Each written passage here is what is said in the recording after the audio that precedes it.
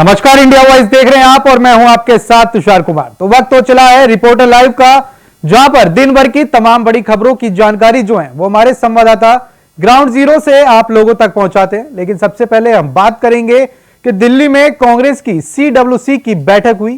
क्या कुछ खास हुआ इस बैठक में, बता रहे हैं हमारे संवाददाता सादिक खान। दिल्ली में आज कांग्रेस की वर्किंग कमेटी की महत्वपूर्ण बैठक हुई, जिसमें राहुल गांधी, प्रियंका वाड्रा, सोनिया गांधी सहित कांग्रेस के अध्यक्ष सहित कई वरिष्ठ पदाधिकारी भी मौजूद रहे। आपको बता दें कि इस बैठक में सबसे महत्वपूर्ण बात यह रही कि बैठक के सभी वरिष्ठ पदाधिकारियों ने राहुल गांधी को लोकसभा का नेता प्रतिपक्ष चुने जाने की मांग को जोर शोर से उठाया। लेकिन राहुल गांधी ने अपनी ही पार्टी के नेताओं से कुछ समय मांगा है। अब देखना यह होगा कि राहुल गांधी आखिर नेता प्रतिपक्ष बनने की बात पर कब तक सहमति जताते हैं। साथ ही आपको बता दें कि आज इस बैठक में लोकसभा चुनाव में जिस तरह से कांग्रेस को बड़ी जीत हासिल हुई है, उसके बाद आगामी जो लोकसभा चुनाव के बाद जो कांग्रेस भविष्य की राजनीति को लेकर भी आज इस बैठक में कई अहम बिंदुओं पर चर्चा हुई है। Sadiq Khan, India voice, Delhi. बात करेंगे अगली खबर की। उत्तर प्रदेश के मुख्यमंत्री योगी आदित्यनाथ ने मंत्रियों के साथ बैठक की। बैठक में कौन कौन हुए शामिल, बता रहे हैं हमारे संवाददाता चंदन वर्मा।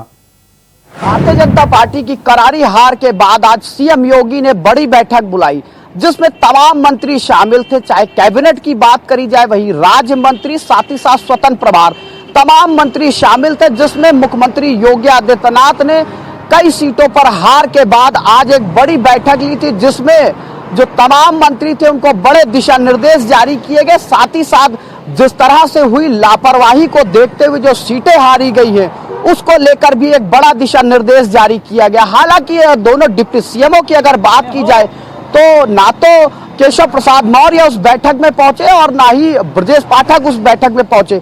हालांकि जब मंत्रियों से बात करने की कोशिश की गई तो साफ तौर पे हर मंत्री अपना पल्ला झाड़ता हुआ दिखाई दिया और जो डिप्टी सीएम थे वो दोनों डिप्टी सीएम उस बैठक में नहीं थे। हालांकि अब ये देखने वाली बात है कि क्यों नहीं उस बैठक में पहुंचे थे और क्या वजह रही। हालांकि ये लगातार चर्चा का विषय बना हुआ है कि मुख्यमंत्री योगी आदित्यनाथ एक बड़ी बैठक ले रहे थे, उसमें दोनों डिप्टी सीएम गायब नजर आए।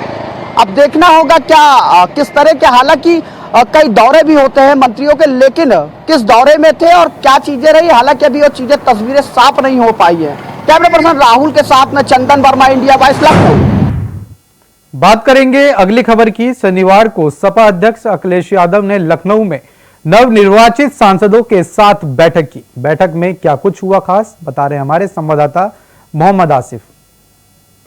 लोकसभा 2024 के इलेक्शन में प्रचंड जीत मिलने के बाद जो नतीजे आए हैं, उससे कहीं न कहीं समाजवादी पार्टी पूरी तरह से जोश में दिख रही है। आज सपा प्रमुख अखिलेश यादव ने नवनिर्वाचित सांसदों के साथ बैठक किया। संसदीय बोर्ड की बैठक में कई अहम निर्णय लिए गए। हम आपको दिखाना चाहेंगे कि किस बैठक हुई। बैठक में सपा प्रमुख अखिलेश यादव के साथ साथ चाचा शिवपाल यादव, नरेश उत्तम पटेल, श्यामलाल पाल और डिम्पल यादव के साथ साथ गाजीपुर से सांसद रहे अफजाल अंसारी भी मौजूद हैं। और इस बैठक में कहीं न कहीं अहम निर्णय भी लिए गए हैं। फिलहाल अब समाजवादी पार्टी ने 9 उप सीटों पर चुनाव के लिए भी पूरी तरह से एक्शन मोड में है। कैमरा पर्सन राहुल पाठक के साथ आसिफ बेग, इंडिया वॉइस। बात करेंगे अगली खबर की। नीट 2024 स्कैम मामले में एनटीए ने दी अपनी सफाई। क्या सफाई दी है, बता रहे हैं हमारे संवाददाता कमल किशोर। देश की सबसे बड़ी प्रवेश परीक्षा नीट यूजी का रिजल्ट जारी होने के बाद से ही इसमें गड़बड़ी के आरोपों को लेकर विवाद बढ़ता जा रहा है। एनटीए पर गलत रिजल्ट तैयार करने के आरोप लग रहे हैं, तो साथ ही परीक्षा को रद्द कराना, दोबारा आयोजित कराने की मांग भी उठ रही है। इसी कड़ी में महाराष्ट्र सरकार ने पिछले महीने से हुई नीट परीक्षा को लेकर तत्काल रद्द करने की मांग की है। आरोप लगाया जा रहा है कि इसके नतीजों ने राज्य के छात्रों के साथ अन्याय किया है। 571 शहरों में 4750 केंद्रों पे 5 मई को आयोजित राष्ट्रीय पात्रता यानी सह प्रवेश परीक्षा के कई उम्मीदवारों ने पहले ही आरोप लगाया था कि अंकों में वृद्धि के कारण रिजल्ट उम्मीदवारों ने शीर्ष स्थान प्राप्त किया, जिसमें हरियाणा के एक ही परीक्षा केंद्र में 6 उम्मीदवार शामिल हैं। परीक्षा के नतीजों में 4 जून को घोषित किए गए थे। वीडियो जर्नलिस्ट के साथ मैं कमल किशोर, इंडिया वॉइस, दिल्ली। बात करेंगे अगली खबर की। दिल्ली में 15 दिन से पानी की किल्लत के कारण खाली बाल्टियां लेकर भटक रहे लोग। खबर पर विस्तार से जानकारी दे रहे हैं हमारे संवाददाता कमल किशोर।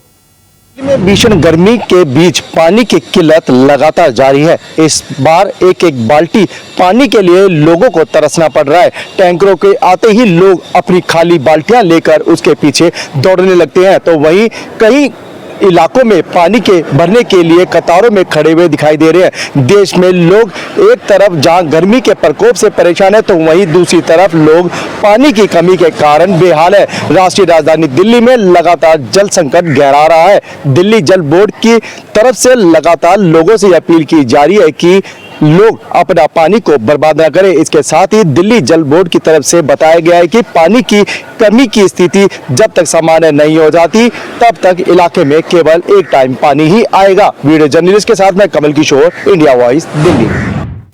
बात करेंगे अगली खबर की। यूपी में लोकसभा चुनाव के परिणामों में उत्साहित कांग्रेस पार्टी 11 जून से 15 जून तक प्रदेश में धन्यवाद यात्रा निकालेगी। खबर पर विस्तार से जानकारी दे रहे हैं हमारे संवाददाता रमन मिश्रा।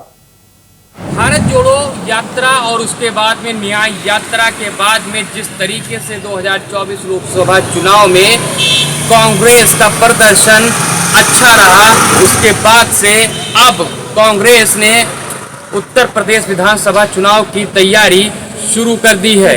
कांग्रेस महासचिव अविनाश पांडे ने प्रेस कॉन्फ्रेंस करते हुए बताया है कि 11 जून से 15 जून तक कांग्रेस उत्तर प्रदेश की 403 सीटों पर धन्यवाद यात्रा निकालेगी, जिसमें कांग्रेस के नेता, कार्यकर्ता, पदाधिकारी सभी जनता को साथ और समर्थन का धन्यवाद करेंगे। आपको बता दें कि 2024 लोकसभा चुनाव में उत्तर प्रदेश में कांग्रेस पार्टी समाजवादी के साथ गठबंधन में लड़ी थी।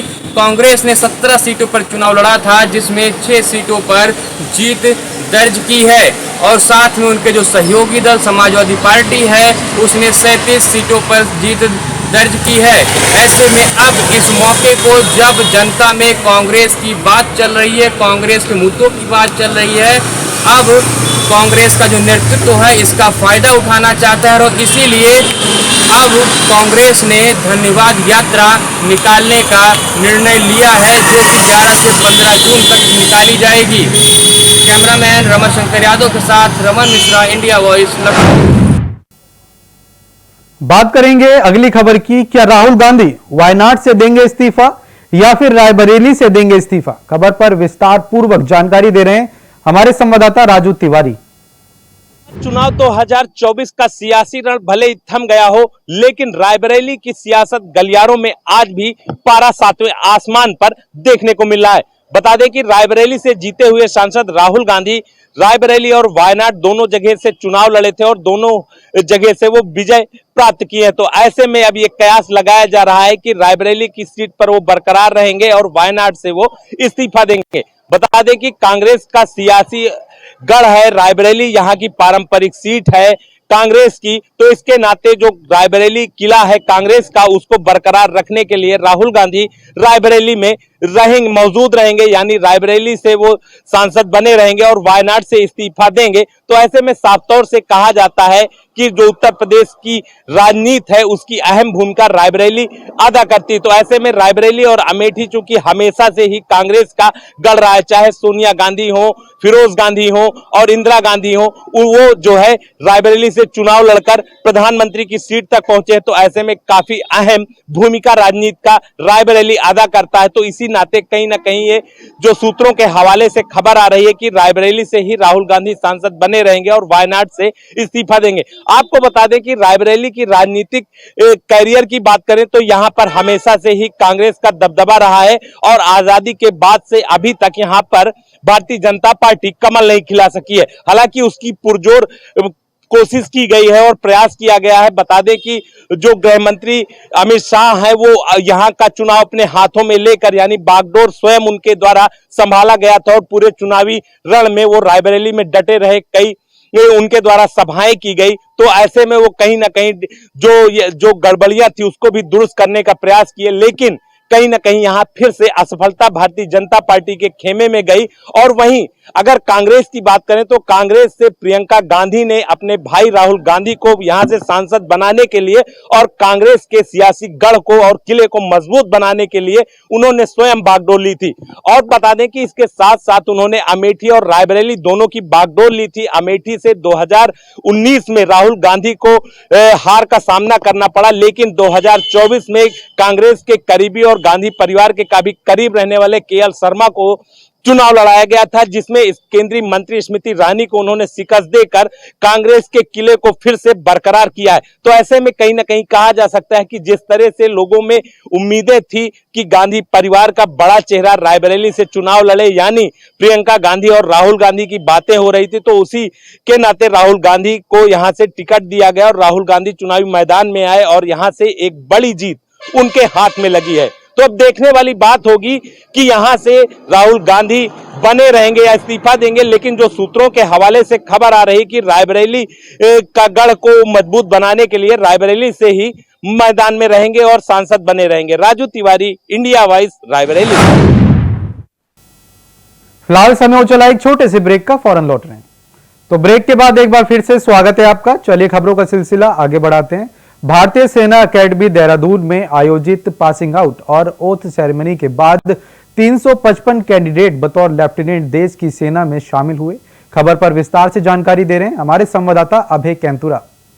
उत्तराखंड आईएमए के लिए आज का दिन बड़ा गौरवशाली रहा है। आज आईएमए की तरफ से 395 जेंटलमैन कैडेट्स पास आउट किए गए हैं, जिसमें से भारतीय सेना को 355 नए सैन्य युवा अधिकारी मिले हैं।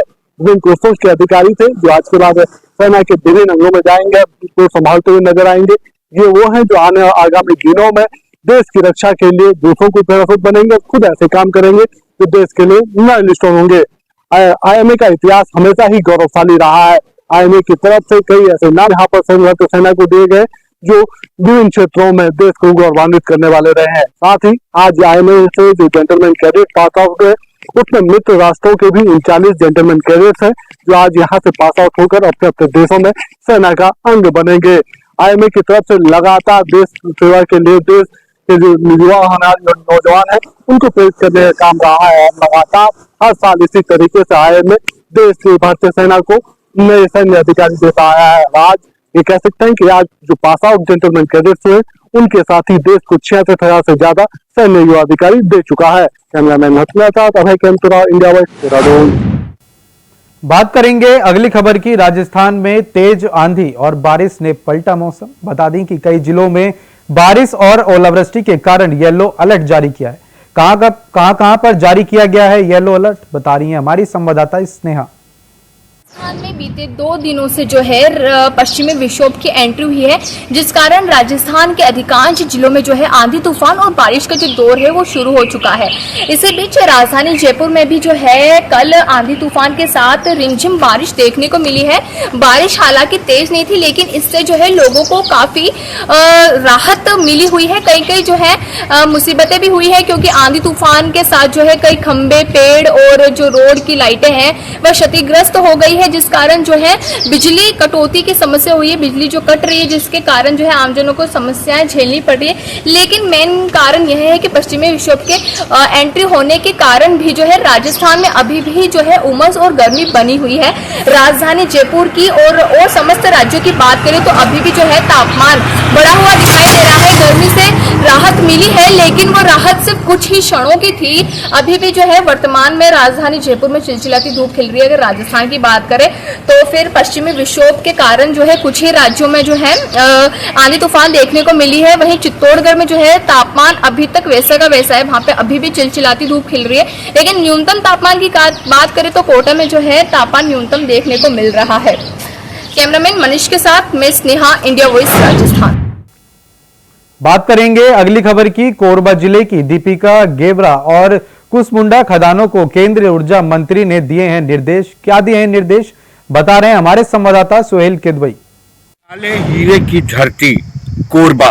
कोरबा में तमाम कोयला खदाने हैं, गेवरा है, दीपका है, कुसमुंडा है, रज्गामार है, अंडरग्राउंड खदाने भी हैं और ओपन कास्ट माइंस भी हैं, जहां से भारी तादाद में कोयला निकलता है और यहां से निकलने वाला कोयला विद्युत संयंत्रों को सप्लाई किया जाता है।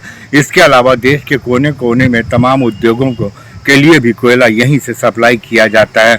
आपको बता दें कि ऊर्जा मंत्रालय ने कोयले की कमी को देखते हुए उत्पादन बढ़ाने का निर्देश दिया है, जिसके लिए काम शुरू भी कर दिया गया है। बताया जाता है कि एशिया की सबसे बड़ी खदान गेवरा प्रोजेक्ट में 70 मिलियन टन कोयले के उत्पादन की बात कही जा रही है। इससे प्रदेश को लगभग 150 से 200 करोड़ का राजस्व प्राप्त होगा। देश के विकास के लिए कोयला उत्पादन देश के विकास के लिए आवश्यक है, इसमें कोई दो मत नहीं है।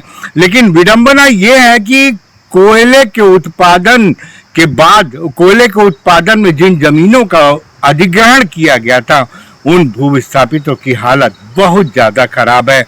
आज तक उनको मुआवजा नहीं दिया गया है, आज तक उनको विस्थापित उनके लिए जमीन की व्यवस्था नहीं की गई है, रहने की व्यवस्था नहीं की गई है।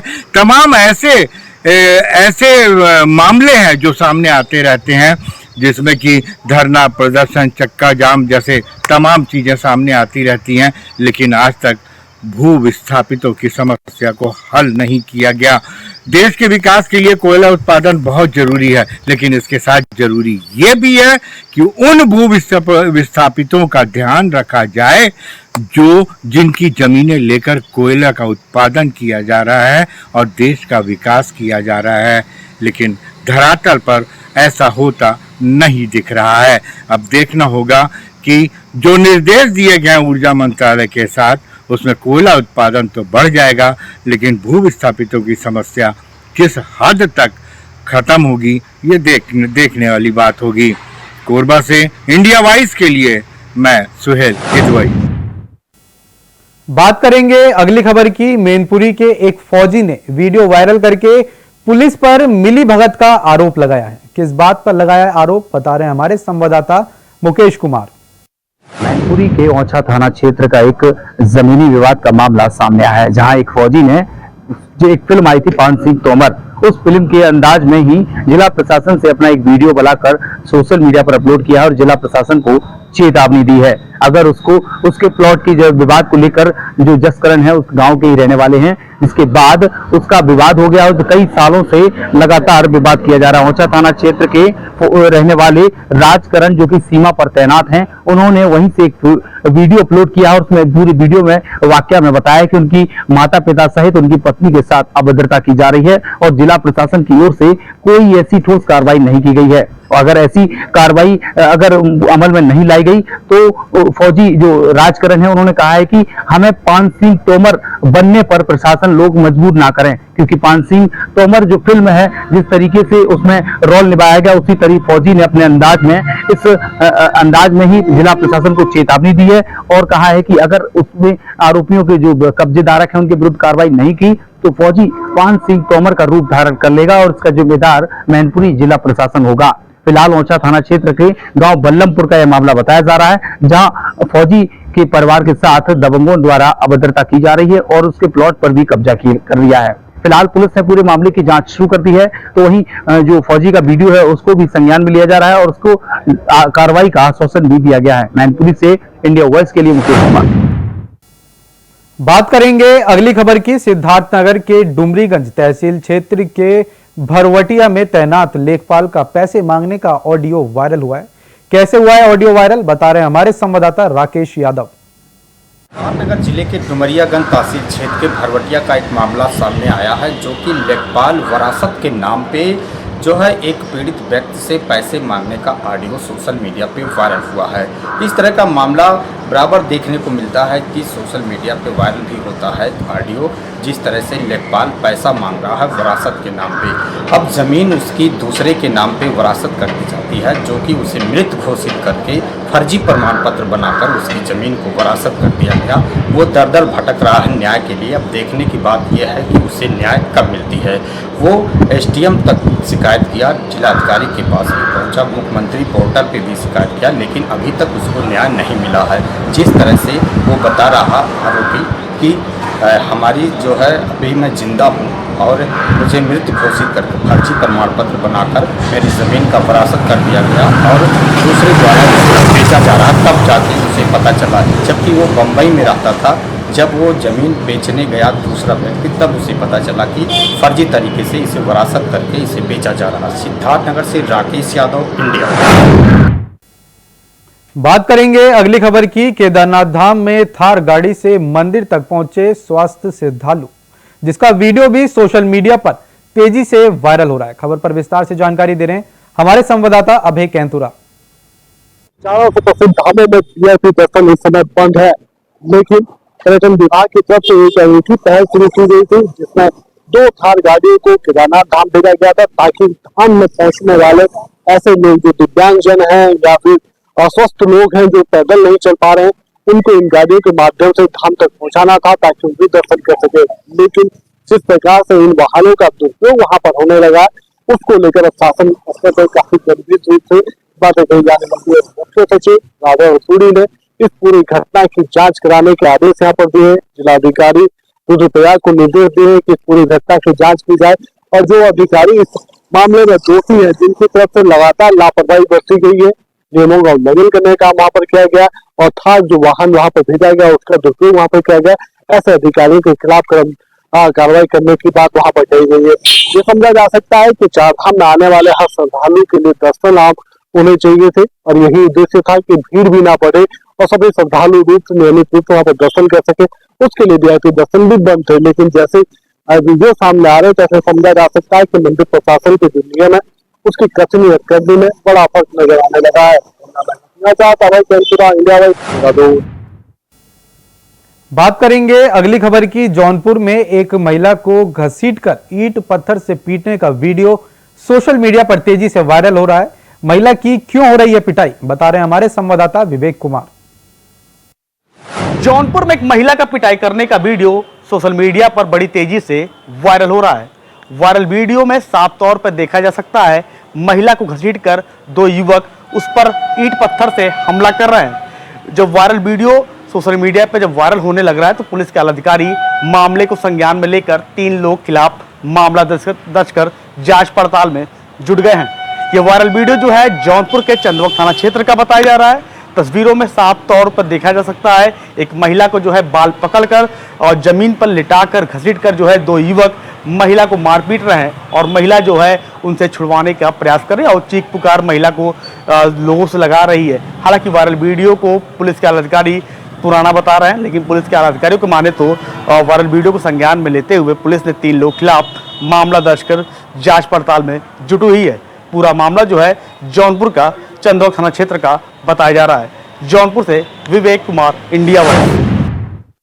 बालोदा बाजार में मंदिर और गिरोदीपुर जैतखंभ में हुई तोड़फोड़ से प्रशासन की बड़ी है चिंता। किसने की है तोड़फोड़, बता रहे हैं हमारे संवाददाता प्रदीप महेश्वरी। जिले में 2 सांप्रदायिक मंदिरों पे मूर्तियों के साथ तोड़फोड़ करने का एक बहुत संगीन मामला जिले में आया था। समाज के लोग शिकारी केसली गांव में 3 गांव में मंदिर में बजरंगबली की मंदिर, शिव जी के मूर्ति को तोड़ दिया गया था असामाजिक तत्वों के द्वारा।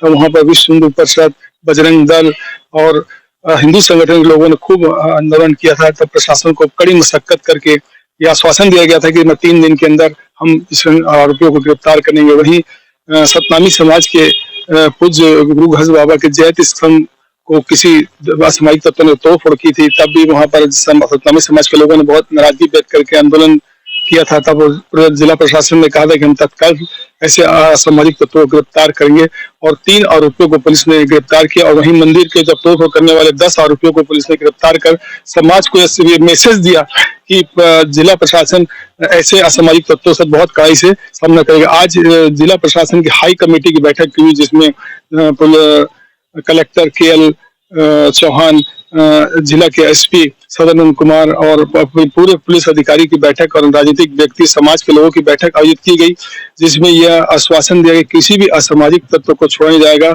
और इस पूरी घटना की मजिस्ट्रियल जांच की जाएगी और किसी भी कोई भी व्यक्ति कितना बड़ा से बड़ा व्यक्ति क्यों ना हो, इसके पीछे भी मान लो होगा तो उसे छोड़ा नहीं जाएगा और जिले का कोई भी सांप्रदायिक माहौल को बिगाड़ने का किसी को मौका नहीं दिया जाएगा। और पूरी बैठक भी आज जिला कलेक्टर सभागार में जिला प्रशासन की ओर से सभी अधिकारी एवं जिले के समस्त समाज के लोगों की बैठक करके जिला प्रशासन ने आश्वस्त किया कि ऐसी कोई भी घटना अब भविष्य में जिले में कभी नहीं होगी, ताकि जिले का माहौल न बिगड़े।